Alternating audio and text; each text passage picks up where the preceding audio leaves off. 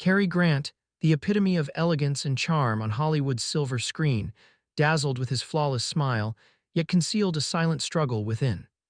From insecurities about his identity to the weight of unrelenting fame, he hid his pain until his quiet departure in 1986.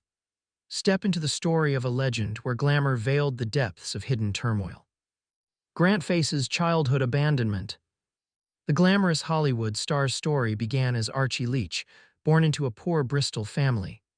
He rose to become the American Film Institute's second greatest male star of Hollywood's golden age, yet his personal life remained in turmoil. His relationships with wives seemed to repeat a pattern of passionate beginnings that ultimately ended in separation. The question lingers: did Grant marry multiple times searching for the maternal figure who disappeared during his childhood? His romantic connections reflected the lasting impact of his early trauma. A seemingly ordinary school day in 1915 became the defining trauma of Archibald Leach's life. Young Archie, who later became Cary Grant, left for school that morning like any other day. His return home brought a shocking discovery: his mother Elsie had vanished. This sudden disappearance cast a shadow over his entire life and shaped all his future relationships. Archie's father Elias gave his 11-year-old son a heartbreaking explanation: his mother had gone to the seaside for a rest. Days stretched into weeks without any sign of her return. The young boy grew desperate for answers. His father met his questions with silence, and his older cousins delivered an even more devastating blow: they told him his mother was dead. The disturbing truth stayed hidden for decades. Elias had placed Elsie in the Bristol Lunatic Asylum, also known as Bristol Asylum or Glenside Hospital. Her admission notes revealed she heard voices and had delusions about women trying to poison her, classic signs of a psychotic disorder. Reports indicate she suffered from clinical depression after losing Archie's older brother John, a sibling Grant never knew existed. Archie lived with this lie for 20 years. The truth came out when he turned 31, as his father lay dying. Elias's confession rocked his world and completely changed how he saw his childhood and family. Life got worse after Elsie's institutionalization. Archie's father abandoned their family home and moved them in with Archie's grandmother in St. Paul's, a rougher part of town. The grandmother, who struggled with alcoholism, showed little care for the boy's well-being. Archie's father remarried within a year of Elsie's disappearance, starting a new family when the boy was barely 10. The young boy found himself alone, hungry and cold most days. His education suffered without anyone to guide him. Despite earning a scholarship to Fairfield Secondary School, he often skipped classes to roam Bristol's streets looking for work. This neglect changed him completely. Once a top student at Bishop Road School under his mother's care, he now drifted aimlessly. School finally expelled him for missing too many classes. This led him to try out for the Bob Pender troupe of acrobats, a crucial turn that steered him toward showbusiness and away from his troubled past. Grant's abandonment issues showed up throughout his adult life, especially with women.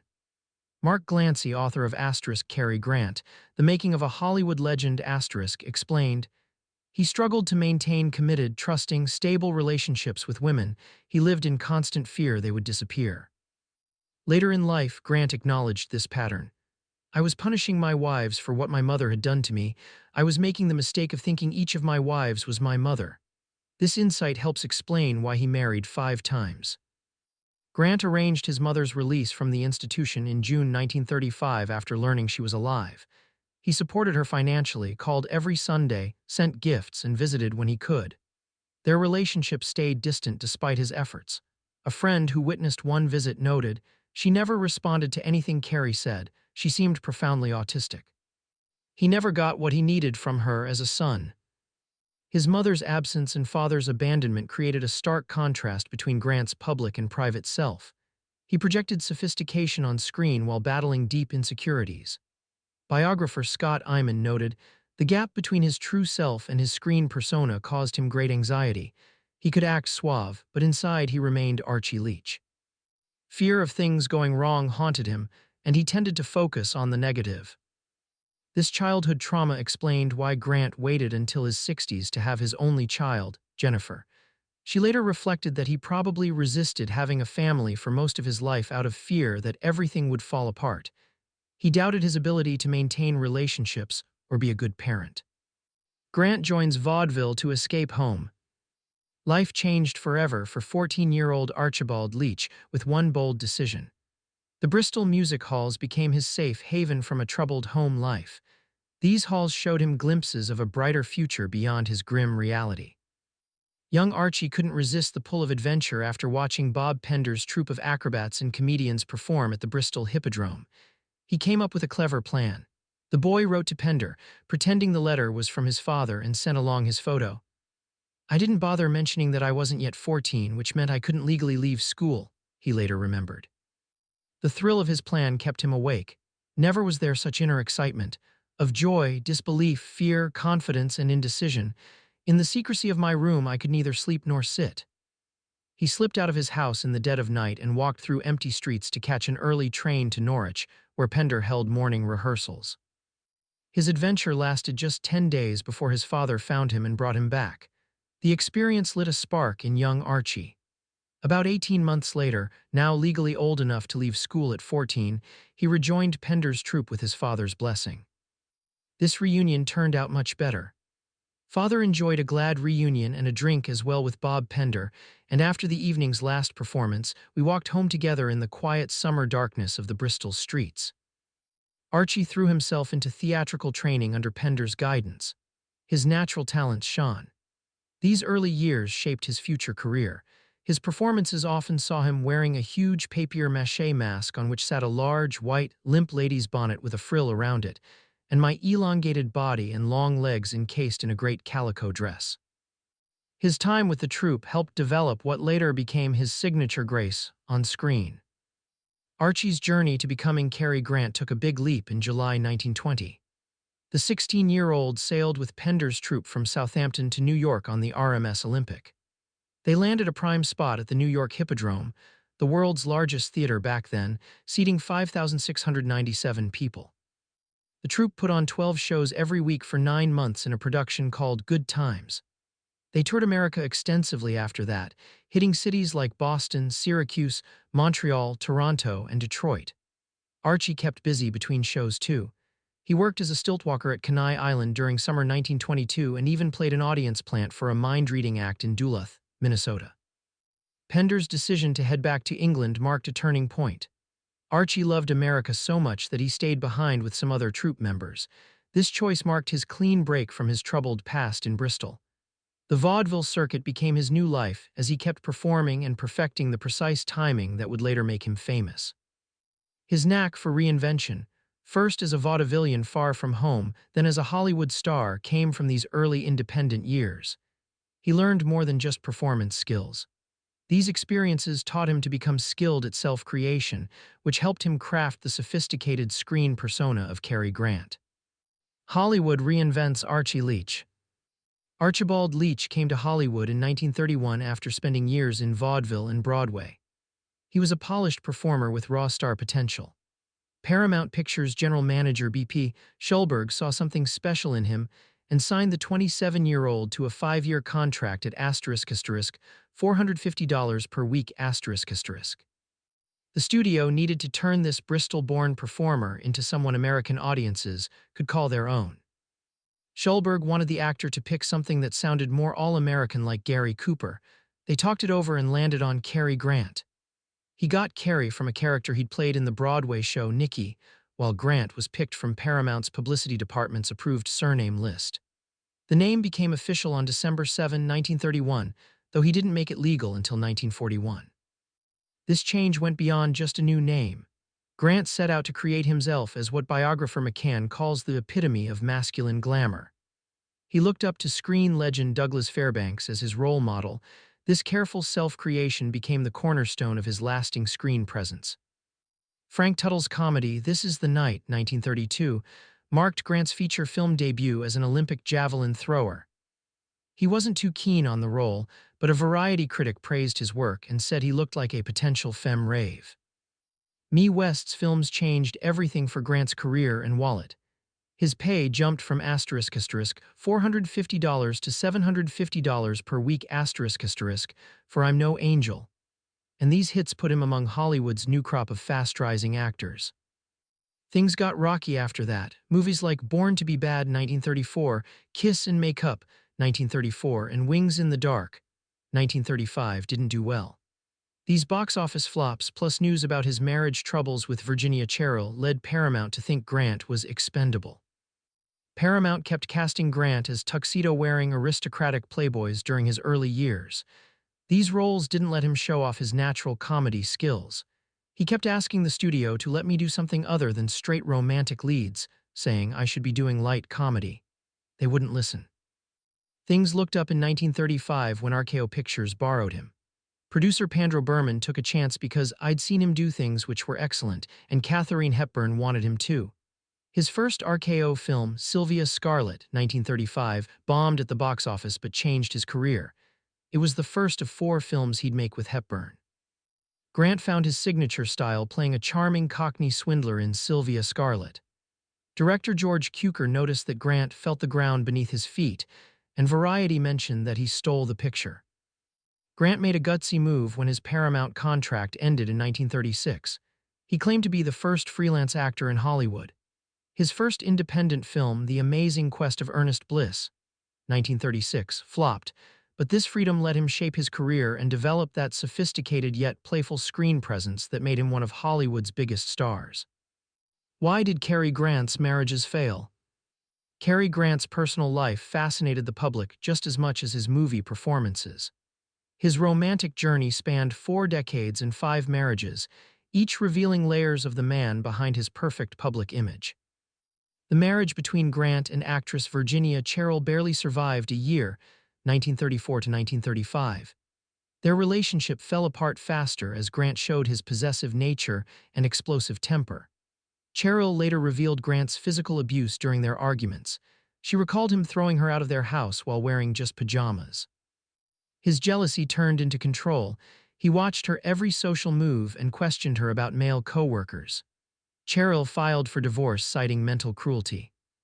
Grant's marriage to poor little rich girl Barbara Hutton, 1942 to 1945, captured massive media interest. People nicknamed them Cash and Cary. In stark comparison to this public image, Grant never took any money after their divorce. He paid his own way throughout their time together. Their backgrounds proved too different to bridge. Grant's careful spending habits clashed with Hutton's lavish lifestyle. His dedication to work also created constant friction with Hutton's leisure-focused way of life. The marriage to actress Betsy Drake, 1949 to 1962, started with promise. Drake helped Grant explore LSD therapy and spiritual healing to face his childhood trauma. Their connection weakened as Grant turned 60 and resisted Drake's intellectual and spiritual interests. His emotional walls and unwillingness to adopt children, something Drake wanted deeply, damaged their bond. Grant later said Drake did more to improve my life than anyone else. The 33-year age gap between Grant and actress Diane Cannon became a major factor in their marriage 1965 to 1968. Grant, at 61, didn't connect well with Cannon's younger friends or modern interests. Their daughter Jennifer brought Grant great joy, but Cannon felt trapped by his controlling nature. She described living with his perfectionism. I couldn't breathe in our marriage. He was trying to change me completely. Grant's perfectionist streak led him to critique Cannon's appearance and suggest changes to her clothes and makeup. Grant's failed marriages shared one pattern. He kept recreating his childhood dynamic. He once confessed, I was punishing them for what my mother had done to me. I was making the mistake of thinking each of my wives was my mother. His romantic troubles reflected a lifelong struggle to heal from childhood abandonment. Grant turns to LSD therapy for healing. Cary Grant started an unconventional path to heal his psychological wounds in 1958 when his marriage to Betsy Drake began to fail. His decades of relationship problems and inner turmoil led him to try a controversial treatment that changed how he saw himself and his past. Grant's third wife, Betsy Drake, sparked his therapeutic experience. She had seen LSD's positive effects in treating her own alcoholism and connected Grant with Beverly Hills physician Dr. Mortimer Hartman. Drake's suggestion proved life-changing for Grant despite their marriage problems. Hartman, who trained as a radiologist rather than a psychiatrist, got his LSD tablets legally from a Swiss pharmaceutical company. LSD remained legal in the United States until 1966. Medical professionals considered it a valid psychiatric tool, prescribing it to roughly 40,000 patients across the US and Europe between 1950 and 1965 for conditions from alcoholism to depression. Grant went through more than 100 LSD therapy sessions with Hartman between 1958 and 1961.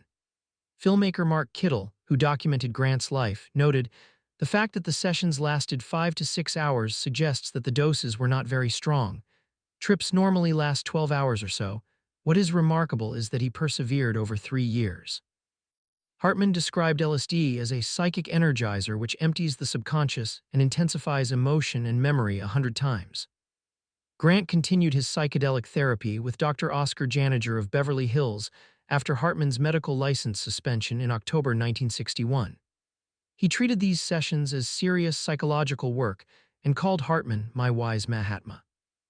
LSD therapy helped Grant face his childhood abandonment issues that affected his adult relationships. "LSD made me realize I was killing my mother through my relationships with other women," Grant revealed. "I was punishing them for what she had done to me." His sessions revealed troubling childhood memories, including his mother dressing him in baby clothes and curling his hair well past infancy. "For a while, I wasn't sure if I was a boy or a girl," Grant admitted. Grant called his LSD experiences a beneficial cleansing that helped him face his deepest fears. He explained the therapy to his daughter Jennifer using a metaphor. "You know how old ships or whales get barnacles on their belly? Taking LSD helped me remove the barnacles." The years of sessions led Grant to declare, "I was pleased with the hard core of the strength I found inside of me." He finally felt truly, deeply, and honestly happy. Fatherhood transforms Grant's priorities. Cary Grant's life changed forever when Jennifer Grant arrived in February 1966. The 62-year-old actor's focus quickly moved from stardom to fatherhood. After years of failed marriages and emotional challenges, Grant finally found true happiness as a parent. Grant's relationship with his only child turned out differently from his rocky romantic life. He welcomed fatherhood with unexpected joy right after Jennifer's birth to his fourth wife, Diane Cannon. Even though he separated from Cannon when Jennifer was just 7 months old, Grant stayed deeply involved in raising his daughter. Rather than battle for custody, he worked out a friendly parenting plan. Jennifer stayed with him every other week plus 2 months each summer. Grant then made an amazing choice to end his successful film career. He turned down all acting roles after finishing Walk, Don't Run in 1966. He told reporters, "I could have gone on acting and playing a grandfather or a bum, yet I discovered more important things in life." Jennifer became his whole world, as he explained, "I'm devoted to her. Having a child at my age is the most wonderful thing that could happen to me." Grant wanted to be a better father than his own dad, so he took a careful approach to parenting. He kept detailed notes about Jennifer's growth in a daily diary. He saved her childhood artwork, report cards, and letters. He recorded their talks on tape and took countless photos of her. Grant made sure Jennifer always felt loved, unlike his own childhood experiences. Jennifer later shared, "He saved everything. The charm bracelets I made him out of tinfoil, my first driving permit. He did this because his own childhood had been so vacant of mementos." Through being a father, Grant finally healed his past wounds and found the stable family life that 5 marriages couldn't give him.